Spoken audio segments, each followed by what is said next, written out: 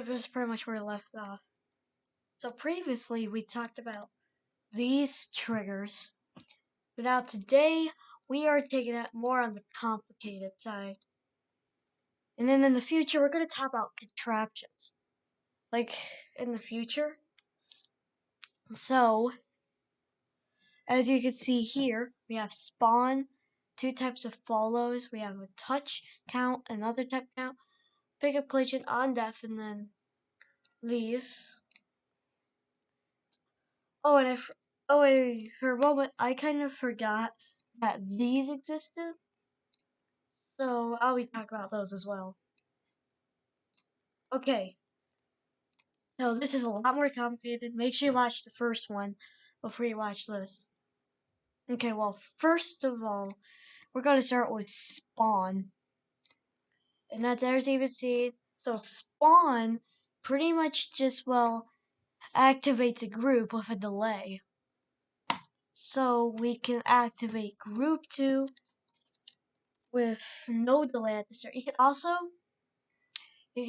also disable it in the editor. So what this does is so let's just get a move trigger.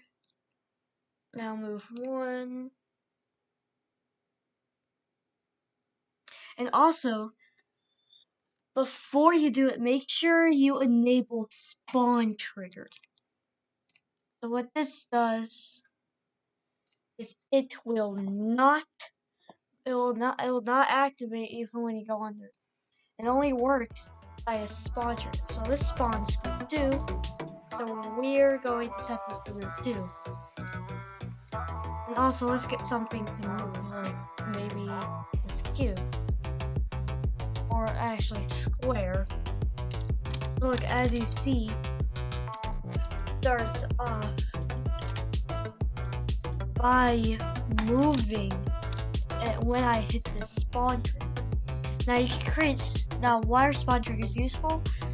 They could definitely save up space in the editor. And it's just very efficient because we could enable multiple things, like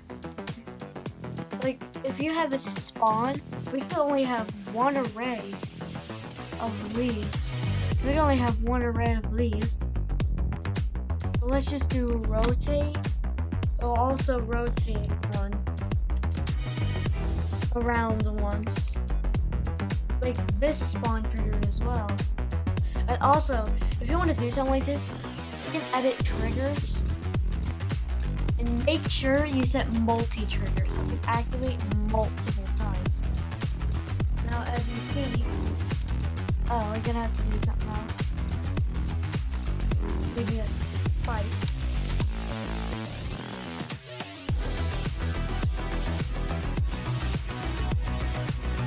This spawn trigger and multi-trigger.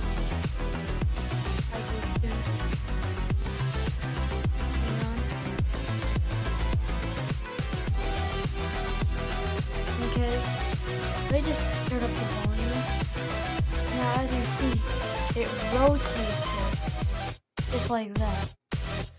Now, this can be useful because we can cut down like this. As you can see, it does the same thing. Without it, we would have to use more triggers. And you can cut it out even less by a spawn trigger. Now, that's what we'll talk about later. And you can also spawn triggers. Was it a scenario? And this time, we can add delays. Like it's delayed. So as you see, even though I run into it, it's delayed for a little bit. Just like that. That's what spawn triggers are for. Next up is follow. Now this looks extremely complicated. And this doesn't give much. I know it looks super complicated on X mods and Y mods, and this doesn't really do anything. Honestly, you can also make this one. That's for another video where we're actually going to get into useful stuff like the contraptions. Make sure you watch the first one because this does get a little complicated. Okay, so what follow does is it simply follow. So we wanted this cube to follow that. So we set this to 2, and then we set this to 1, and now we want 1 to follow 2. And as you can tell, nothing happened. Why did nothing happen? Exactly, it's pretty complicated. Follow, targets 1, follow 2. However, 2 is not being moved. So this follow trigger won't do anything. So when we go through that follow trigger, we can also, midway, this is not really a contraption, it's just the only way the follow trigger works. So we have to move to 20. The magic is it will move with it. And as you can tell, we want to make these the same length. We want to make these the same length, like maybe that. They'll move simultaneously, however, we can do that.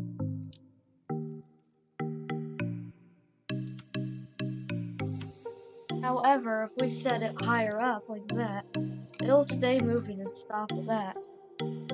So what's the point? Why is fall trees as you can just have to move? Well, this comes to modding. X mod, well basically, so 1 means that it will fully follow its X. However, if we set it to 0.5, it'll only go half. So as you can tell, only went half. Now, this is another thing. We can do this, and it fully follows the Y. However, we can also do this as well. So it's only going half of the distance like that.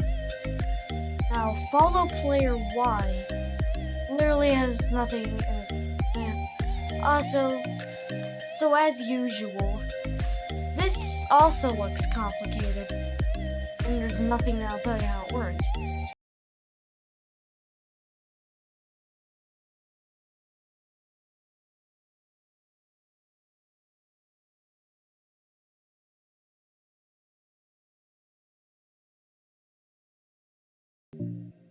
It'll do just that, no matter where you are.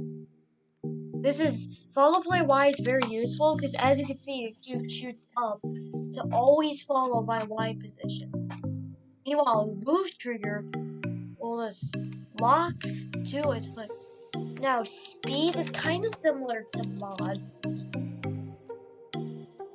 But instead, it's actually basically how fast it's going. So we also have to set its max speed. We also have to set max, so we can do speed 1. Max speed, no, max speed is 1. That's its max speed. Setting it to 0 is an instant. We can do 2, and it goes up fast. You can also do an offset, which is how much it's offsetted by. So if we do 30, it'll be offset. It's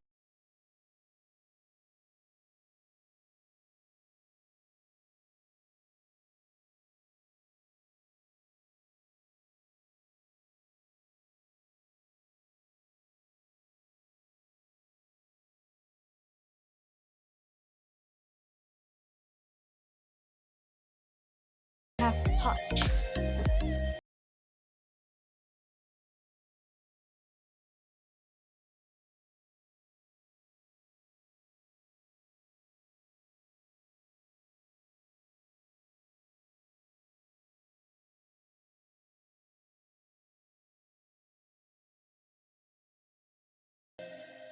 So if we activate group 2, we want to toggle on group 2. Otherwise, disabling this will alternate hold mode will basically activate, it'll toggle on and off of the release. It also functions as a spawn trigger, except it only activates when you touch, as you can see. It will forever activate. The only way to stop it is with a stop trigger. So we want to toggle it. So let's say we need to get this roll out. And then we have to click enough times. So we can set the spawn trigger, multi-trigger. And then set this to number 2. That's what we're going to be actually So we want to change Y to 10. As you can see, every time I click, the wall goes down. We can also reduce this. And we set it here.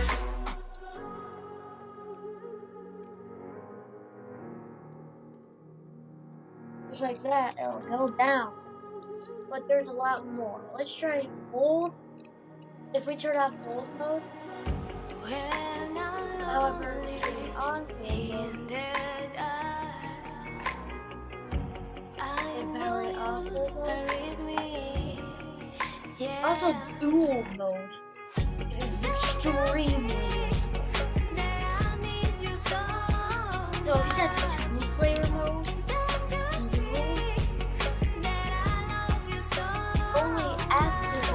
it won't make that kid jump. However, it won't make you have to jump. This can be used for like puzzles. Although it's not contraction mode. This is how the trigger works. Also, you also have toggle off, which should be obvious. And then if you turn it off, next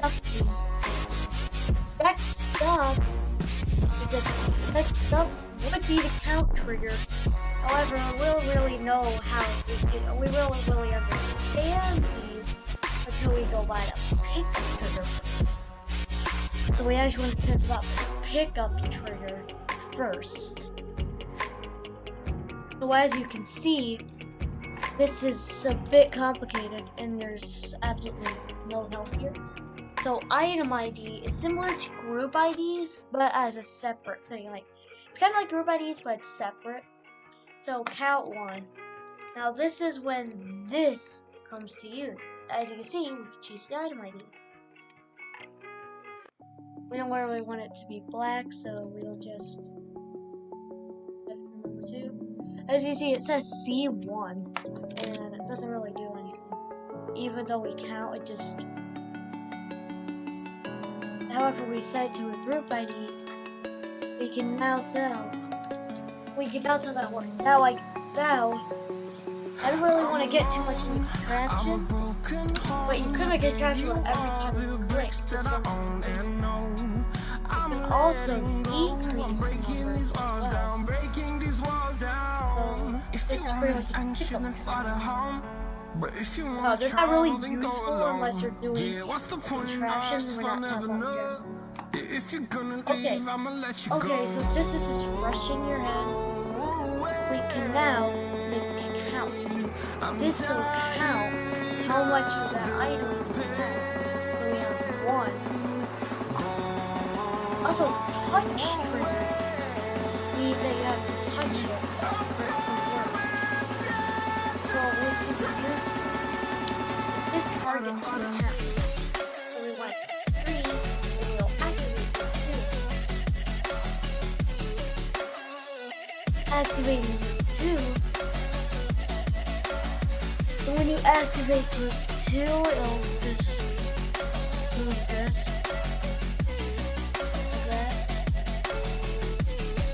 So this is an example of what you can use. So as again, we're going to target 3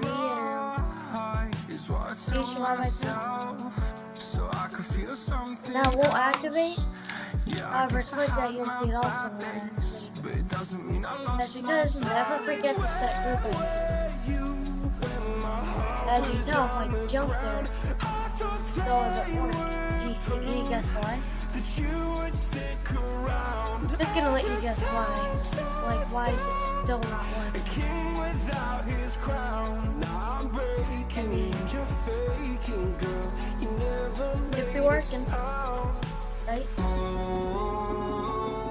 just seriously, try to guess why it won't work. Okay, well.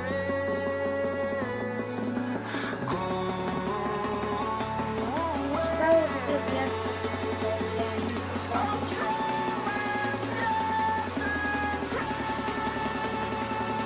probably want to target ID too. Or you can pretty much just do something like that. Also, instant count. Let's go back to our scenario.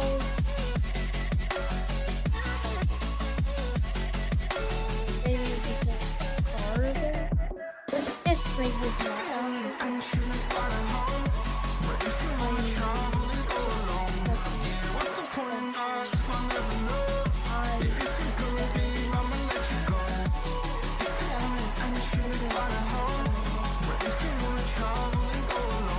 target item ID 1.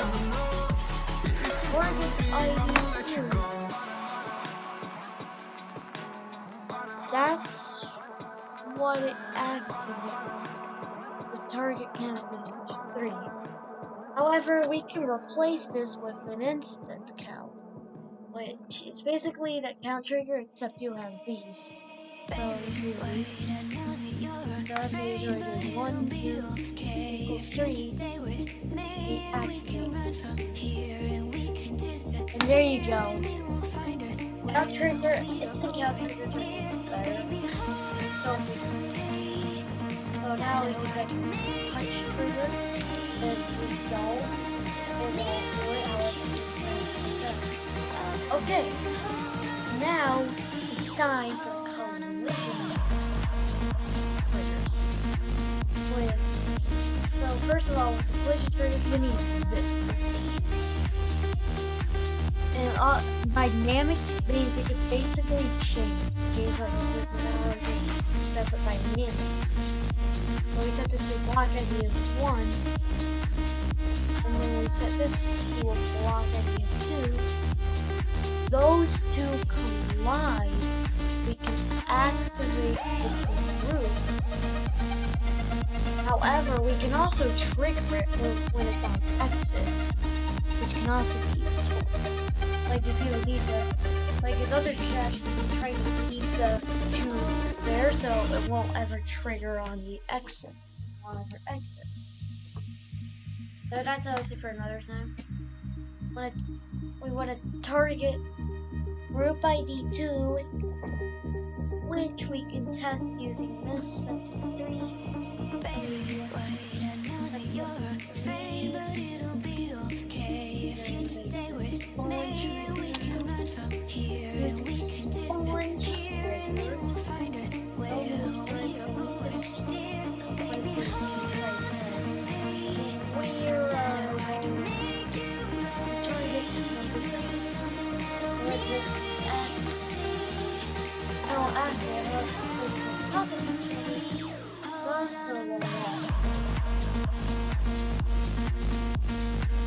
As you can see, you have to remember to enable activate group.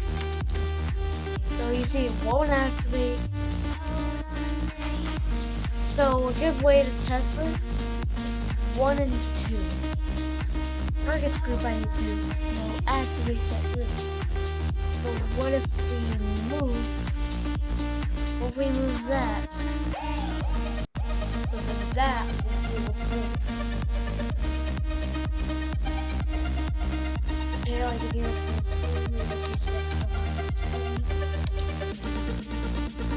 as you can see, it all base, it's not instant. If we do trigger on exit, it'll never activate. However, if we set another, like right here, divided by 20, you can see that it makes it disappear. Like trigger on X is broken.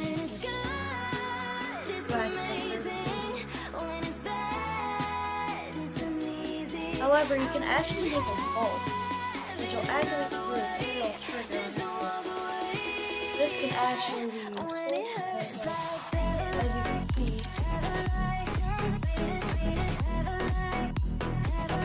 For some reason, he has to do trigger on exit and activate group. It'll only trigger on the exit, so as you see, it will trigger once it moves. Disable trigger on exit avoidance. We only do trigger on exit how deactivate it, so you don't want that. You want to make it both.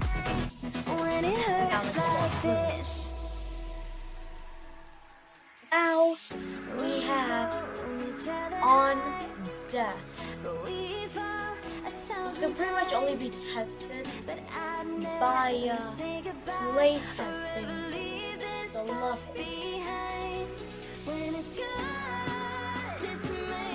So, on death means when your player dies. So when your player dies, it'll activate this group. When it activates group 1, you die. And this is Spawn Multi. And we only move this. You'll only move this block if you die to it.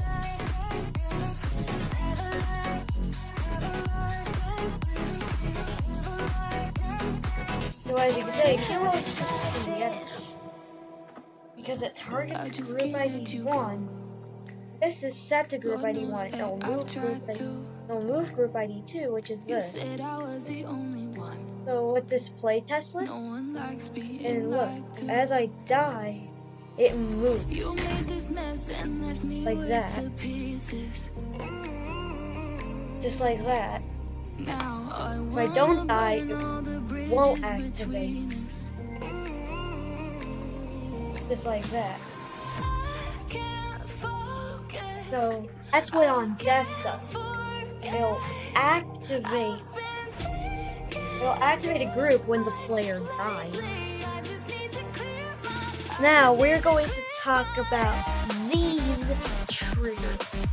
Not really triggers, they're more like specialties, but I still want to talk about them because they can totally fix gameplay.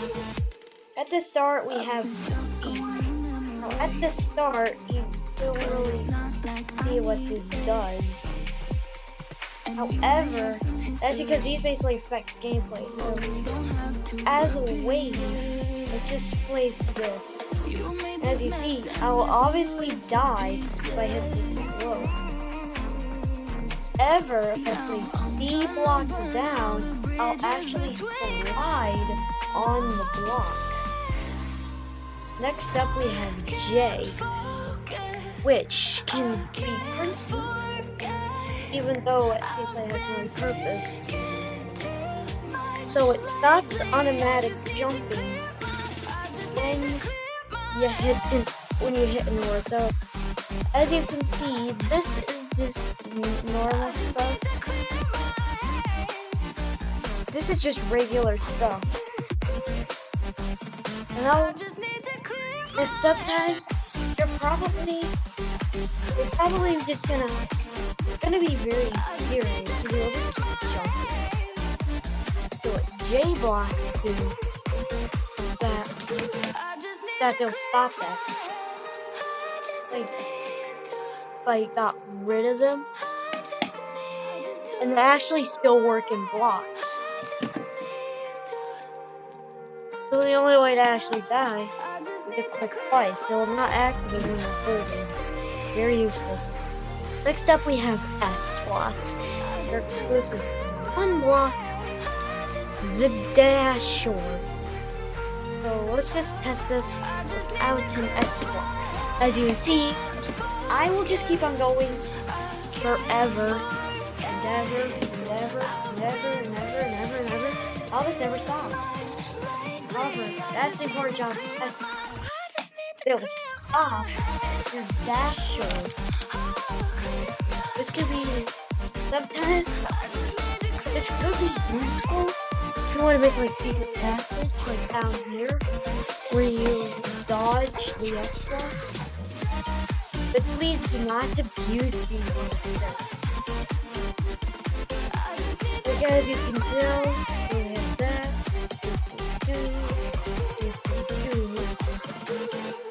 And then we just keep the pattern going. People are just randomly going to stop and not know it's there. So never do this. You want to give an indicator, like one of these. Now, I think that's actually all. So these are everything we talked about. So if it goes spawn, follow player Y, touch, count, instant count, pick up, collision, on death. We talked about these as well as this, and this.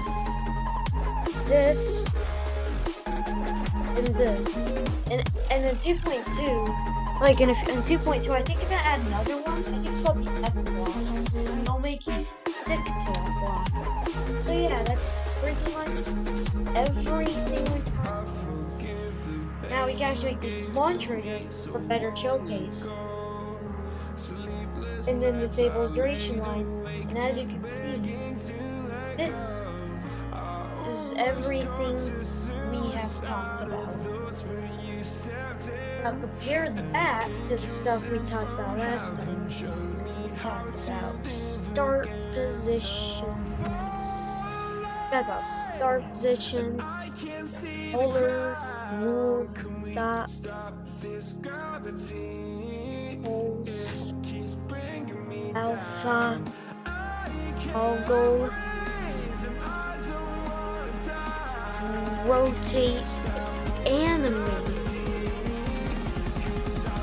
So I actually think we talked about the same amount of triggers in the last episode, and then in this episode. Now, next episode we'll talk about how all these triggers can like go together like puzzle pieces. Like you just click together like puzzle pieces to make amazing contraptions. However, that is for another time. Pretty sure I talked about everything. And yeah, I guess that's all. Like, okay. I'm probably just gonna get. Oh, you gotta be kidding me.